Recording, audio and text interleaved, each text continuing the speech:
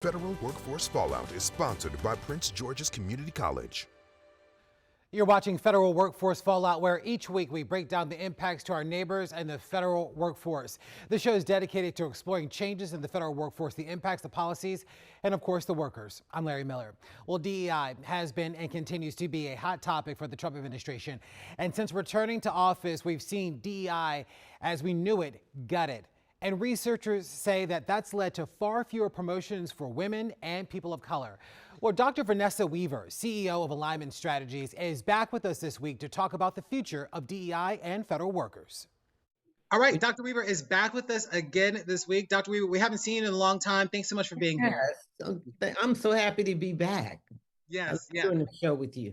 Yes, and I think before we get started, we should also wish you a happy birthday as well. We know you're celebrating another year of life, and so we appreciate your time and stopping the partying just for a little bit to come and talk with us this evening. So thank you for that. There's been a lot that's been going on since the last time we've spoken, and one of the big things that's come up, particularly around the federal workforce, has been not just with the number of Black women that have lost their jobs, but sort of the way in which DEI now has fundamentally changed as a result of the Trump administration's really ongoing efforts to dismantle and change the way in which DEI is approached. Now, the administration says that they are anti-DEI, diversity, equity, and inclusion, because they say that it is unfair and discriminatory against certain groups of people that are sort of left out of that conversation. And they are now promoting and consistently talking about meritocracy as they see it, people being able to advance on their merits. You deal specifically in the DEI space. That is sort of a specialty for you. Walk me through sort of, now that we are in, it's been a year since we've seen sort of the first round of cuts from the Trump administration and the federal workforce. Walk me through how DEI has changed. Okay. Well, I was thinking, Larry, for those of our viewers that might not be familiar with DEI, maybe I'll just do a quick description of what that means. Yes, ma'am. Okay. So the D stands for differences. And, you think about that in terms of all the differences we have, whether they be gender differences, sexual orientation, age, race, religion. So it speaks to all the differences that individuals bring to the workplace. And that's important because the belief is that those differences really expand our thinking around how to approach issues on the job and develop or identify solutions for it. So D stands for differences. The E is around equity, and equity is all about fairness. Are people, in fact, being compensated fairly for the roles that they're playing? Are they being recognized for the contributions that they're making? Are they getting a shot to even have particular jobs? And, before the introduction of that, there was a disparity in terms of the kinds of roles that women, LGBTQ people, people ages of a certain age could get. And so equity is about fairness. So think about that in terms of fairness. And frankly, that's really the big rub with DEI, because the contention is that the equity part excludes other people because they don't get a chance to apply for those roles and positions and whatever. And I would tell you the data does not support that at all. In any industry, it doesn't support it. And then the I stands for inclusion. And that's really the secret sauce and all this stuff, because if you have people if you just bring people in because they're different, but you haven't figured out how to get them to work together, to feel included, to feel part of an organization, then you really are not going to optimize the diversity that they bring. So that's what DEI stands for. So you asked the question, what's happened in the last year? It has been tumultuous.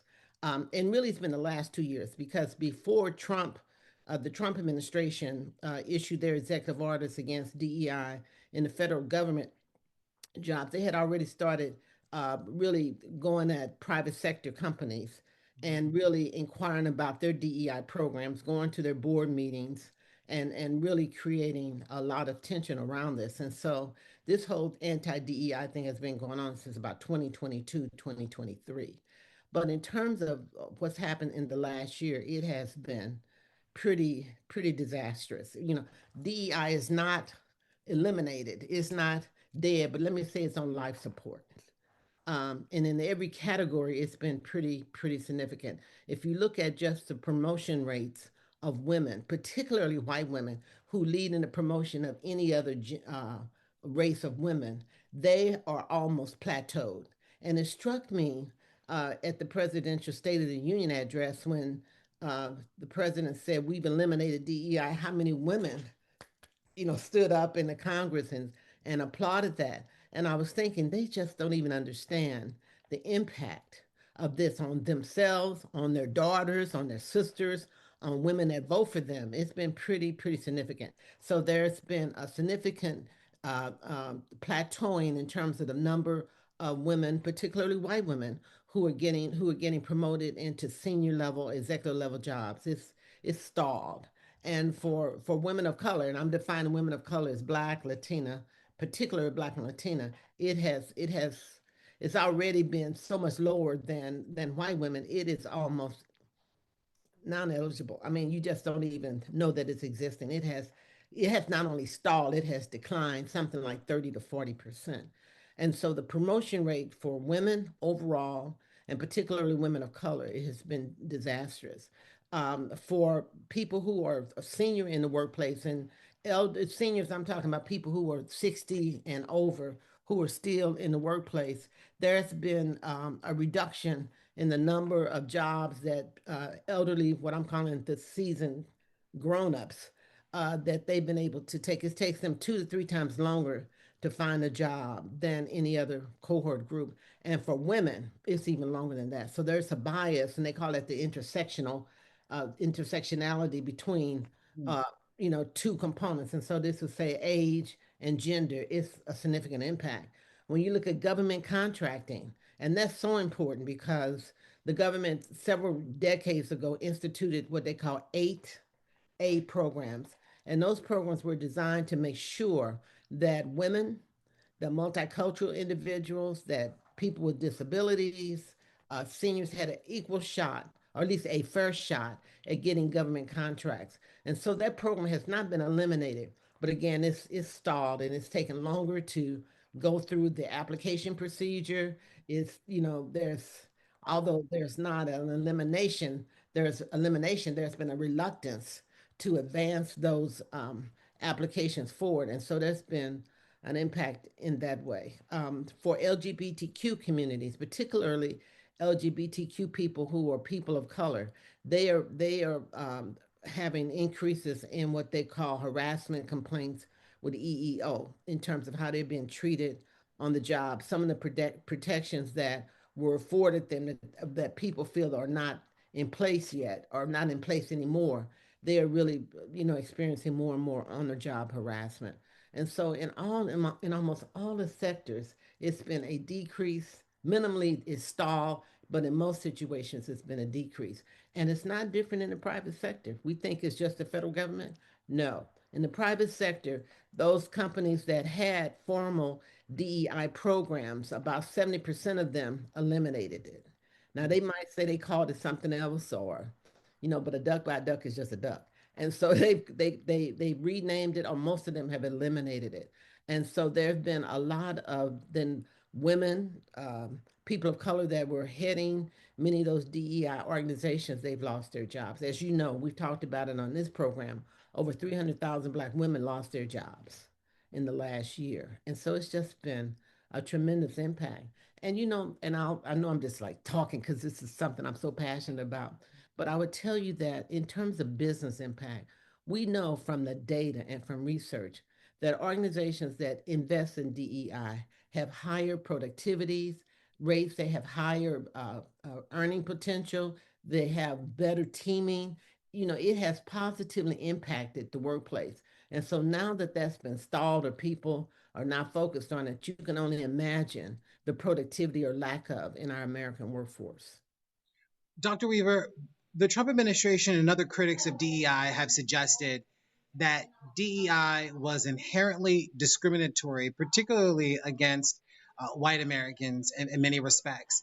Mm-hmm. Based on your field of study, based on the things that you have done in this space, what are the weaknesses of DEI? Has DEI to some at some extent, been discriminatory against white Americans or other groups? Well, I know that that's been the consistent argument, but the data just does not support it. Even with the inclusion or the expansion of DEI programs, white males still had the majority of promotions at all levels. This is from entry level to executive levels. So that white men, although they say that they were disenfranchised and did not have the same opportunities, the data just does not support that.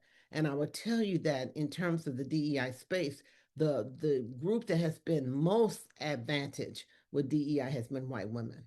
And so they lead all diversity cohorts around promotion, around sponsorship, around inclusion in their workplaces. And so it really doesn't, the data doesn't support it. And it's interesting because there was um, one of the Doge people were confronted because they were saying we're anti-DI, we're turning DI up. And when they asked them, well, what is it? They couldn't even define or understand what it is they were tearing up.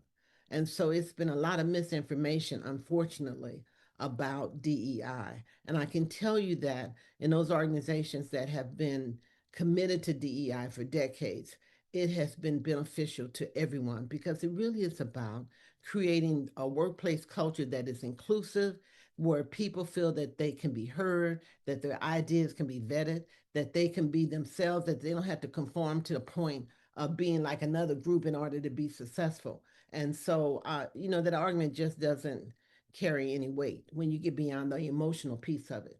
What we do know is that most people don't really want to take the time, invest the time in terms of digging, into the information to find out, well, how true is this? But I would tell you that it's just not the data just does not support it. Did you find at any point in time that there were some inherent weaknesses of DEI? In other words, were there areas where DEI could have made greater improvements that potentially could have had DEI as we know it sort of looked at favorably amongst those that are some of its harshest critics? Well, that is a great question. I think in any discipline in any arena, there should be room for improvement, and I would clearly say that for DEI. I think that one of the areas that I feel was weakest about DEI was the inability of us to clearly translate to the everyday person why DEI was in their benefit. I mean, at the end of the day, we go to work and we make contributions because it makes sense for us, it makes sense for the organization, but definitely makes sense for us. We call it the self-interest principle. And I don't think we always were clear to help people understand, well, why is it in your self-interest? How is DEI helping you? And to really have some very clear conversations. And then in other areas, I think we could have done a better job. We often reduce DEI to activities, like you have 1 month you would have Black Cookout Month, and then the other month you would have Hispanic Month, and it would be, these activities. And so in many people's eyes, it got to be much more of a social effort than it was really one that really drove business results. And I think that in my profession, particularly the professionals at DEI, we should have been a lot more disciplined in terms of establishing what is the business case for this. Why does this make business sense for the organization to invest in DEI, to practice DEI? And I don't know that we were always disciplined enough in advancing that business case. Coming up, considering what's left of DEI, does a future exist where there's a version of DEI? And what does that mean for workers in the public and private sector? Federal workforce fallout continues after this. So if DEI is on life support, what will the future of DEI in fact be? I posed that question to Dr. Vanessa Weaver. How concerned are you about what the future of DEI will look like moving forward? I mean, the Trump administration still has several more years in office. And you said that DEI is currently on life support. If it's on life support now, what do you think the future looks like for DEI? Well, I think it's very challenging. And I think it is going to require, not I think, I know it's going to require people speaking up that have benefited from DEI, where their businesses have turned around, for them to start putting voice to this. Because unfortunately, what happened is that when the current administration went the anti DEI route, a lot of people just folded, and there wasn't really a pushback, an organized, concerted pushback on what has been the benefits of DEI to the business and to themselves. So I think people's voices are going to have to be here, and it's going to be important because not only is it important for someone like myself, who clearly I'm a Black female, but my children, my grandchildren, other people's children and their grandchildren, is going to be really important. I can tell you that in the early days of DEI, when we were just introducing the whole thing around women, what made it change and really connect with many white males is that they had daughters. Many of their daughters were going to college and taking, their first jobs. And so they would hear their daughters talk about the kind of experiences they had, the kind of discrimination that they were facing. And it really rang a bell. And many of the men would tell me, you know what, I didn't get it until my daughter began to talk to me about what she's experiencing. And so if people can personalize, we can help people personalize the benefits and also the impact to people that we care about when there isn't fairness and equity in the organization, when there isn't an attempt to really have people become more inclusive. If people could really understand that, I think that would be the game changer that we need. You've talked about Black women just in our conversation and past conversations that we've had, and the data has been a bit striking in terms of the number of Black women that have left the federal workforce and even other sectors of the U.S. Job market since the Trump administration has been in power. Well over 300,000, a number that is certainly much higher, even from the last time that we've reported. When we talk with Black women, they talk, those that have been impacted by reductions in forces, the cuts to the federal workforce as well. They talk about the fact that this has had and caused significant harm to them, their families, and in this sort of job market that we're in now, trying to find the next opportunity has also presented its own challenges because of the stagnant job market that we're currently in. When you look at sort of what has happened to Black women over the past year and a half, what kind of goes through your mind about sort of the condition of Black women, Black female professionals now, and sort of what the future will look like for them moving forward? Well, that is such a great question, and one that there's a lot of discussion about that. Mhm. What we know, what the data is showing us, is that it takes Black women twice as long, sometimes three times as long as white women who have comparable skill sets to find a job. So being displaced from a job, being forced to retire, or departments that are eliminated and therefore your job is eliminated, it creates tremendous hardship. And then when you recognize that many Black women are responsible either as partners in their relationships to help support the family and are leading the family, it has a tremendous impact on just the economic viability of families. I mean, it is really suffering. We know that foreclosure rates and other things are impacting individuals who lose their jobs, but even Black women even more. It's very significant. And then the emotional impact. I know we talk a lot about the financial impact, which is important, but the emotional impact is significant.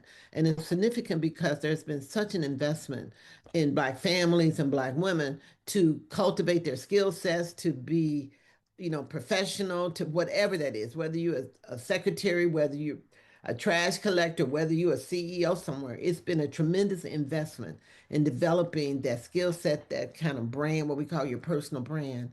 And when that gets, challenged or gets dismissed, like many of us felt that it has been, it really, that's really a morale issue. I mean, it really does, it hurts and it makes you angry and it makes you, sometimes, we feel just like, ugh.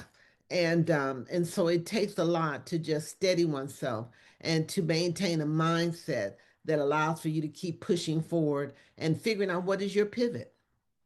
So what is the pivot? What is it that you should be doing or thinking about doing differently than maybe you've invested in? So it really does have an impact. It impacts everybody, irrespective of race or gender. But Mhm. we're just talking about the systemic impact, because the data shows that the federal downsizing has impacted Black women more significantly than any other race, gender cohort. Piggybacking off of that, we know that the Trump administration is being sued currently because of the number of Black officials that have lost their jobs since the Trump administration has been in power. So much so that it's prompted legal action.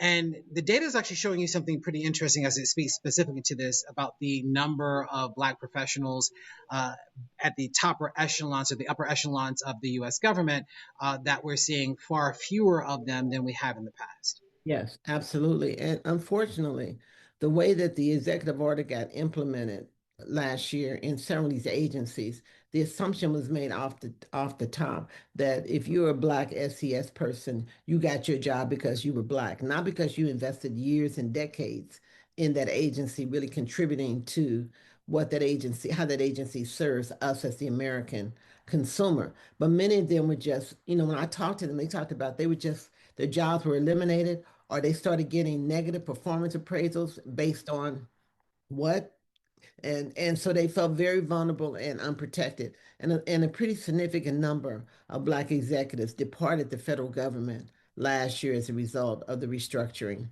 and how that was handled. Yes. Dr. Weaver, we're also seeing a rise in complaints from those that are saying that they're being discriminated against because of disabilities as well. Right. I mean, disabilities, the complaints from people who are disabled has just gone off the roof.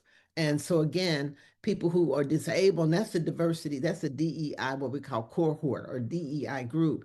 They have felt also that they've had limited protection and many of the programs that were in place to really look at how do we ensure that we're utilizing the skills and talents that people with various disabilities, seen and unseen, bring to the workforce. They feel like they're unprotected.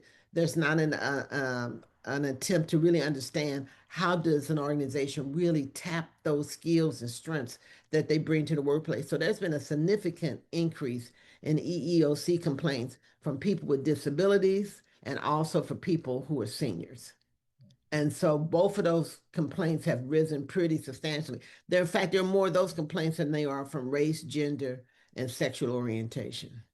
Considering everything that we've discussed up until this point, how confident are you about the landscape for the worker in the future? We know that there are decreases in the representation of Black professionals, professionals of color within the federal government. We've talked about the number of Black women that have left the federal workforce and even the private sector over the last year and a half. Talked about the increases in discrimination claims from those that are saying that they're being discriminated against because they have disabilities. We've talked about the rollbacking of DEI and what that means for not just people of color, but particularly for white women who have also benefited, according to the data from DEI policies. There's a lot to consider here. And I think when people hear all of that in its totality, one could feel a bit pessimistic about what the future holds. And I wonder whether you share that same assessment based on everything that we've discussed. Well, it's not difficult to feel like, boy, this is a bit much. And so we're being challenged in ways that I don't think in the 30 years plus years I've been doing this work I've ever experienced such a systematic attack on this. But I also say that, there's a side of me that says that you have to continue fighting. Truth is on our side. So what is the argument? How do we continue to demonstrate the importance and the value of DEI? And I think we're evolving into a period in this country where a lot of the assumptions that we operated on last year are being questioned. And I think DEI is going to have its role in that. In fact, there was a recent study done with corporate America, and they talked to those companies that had kind of sidelined DEI or kind of nervous about it and asked what were their intentions. And a significant majority of them said that they intended to reintroduce DEI into their workplaces. Now, there might be what they call a social desirability factor, which is to say those things that make you feel good about yourself or your organization, or they could be serious about it. Because what we do know is that we had a prolonged period of opportunities to demonstrate the strength and value that DEI brings to market share, to productivity and performance. And people can't eliminate those from their memories. They were part of that experience. And now they're seeing their organizations that where people are less engaged, less productive, the morale is lower. And so they know that something has happened and they know that they were at a better place. And so I think there's going to be a push. Now it's going to probably come out in a different kind of form. We probably won't be calling it DEI, it'll be called something else. But I do feel like it's going to resurface because it's going to be critical for the success of our American business and for our employees to feel like they are fully engaged and part of the organizations in which they work. Dr. Vanessa Weaver, CEO of Alignment Strategies. We will leave it there for this week, but thank you so much for being here as always, and it's good to see you. Thank you so much. And I really, again, I know I always tell you this, but I just respect so much WUSA's commitment to engage in these conversations because these conversations are important. Thank you. No doubt that they are. And happy birthday to you again, friend. Thank you. You can count on WUSA 9 to stay on top of the reductions to the federal workforce, those affected, and what it means for our communities.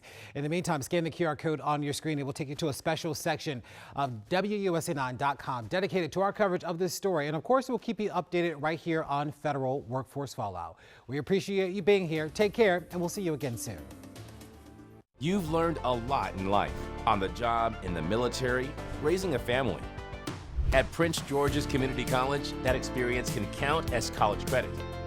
You could earn up to 15 college credits towards your degree just for what you already know. Eligible Prince George's County grads can even attend tuition-free with the Promise Scholarship. So, what's your game plan? Turn your journey into a degree at Prince George's Community College.